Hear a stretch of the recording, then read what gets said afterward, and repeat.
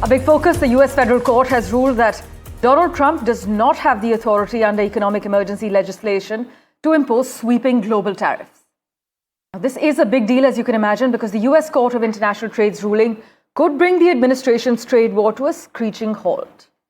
By blocking entirely most categories of tariffs, the court effectively wiped out most of the regime Trump put in place since taking office, and the court, ruling in two separate cases, issued a summary judgment throwing out all the tariffs Trump imposed under the International Emergency Economic Powers Act. By the way, in case you didn't know, Trump used the 1977 law, which had never been invoked in a tariff situation, to unilaterally impose sweeping trade levies worldwide. The three judges, by the way, who heard the case were Reagan, Obama, and Trump appointees. And the White House Deputy Chief of Staff, Stephen Miller, has responded now to the ruling, saying the judicial coup is out of control. Toni Waterman has further details for you.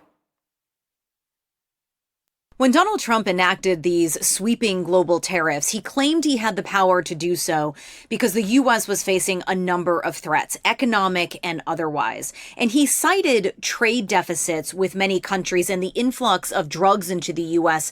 as proof. But the U.S. Court of International Trade in New York didn't buy it. They say that he overstepped his authority when invoking emergency powers to justify the tariffs, partly because these so-called threats, the trade deficits and drugs, aren't anything new or extraordinary as the law requires.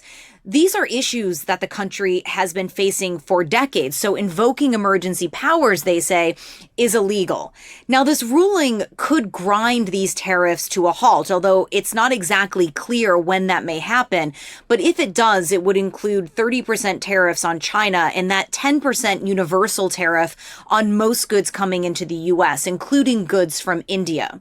It's also unclear at this point what happens to the trade negotiations the White House has been conducting with dozens of countries, including India. There had been talk that part of that deal could be wrapped up as soon as next month.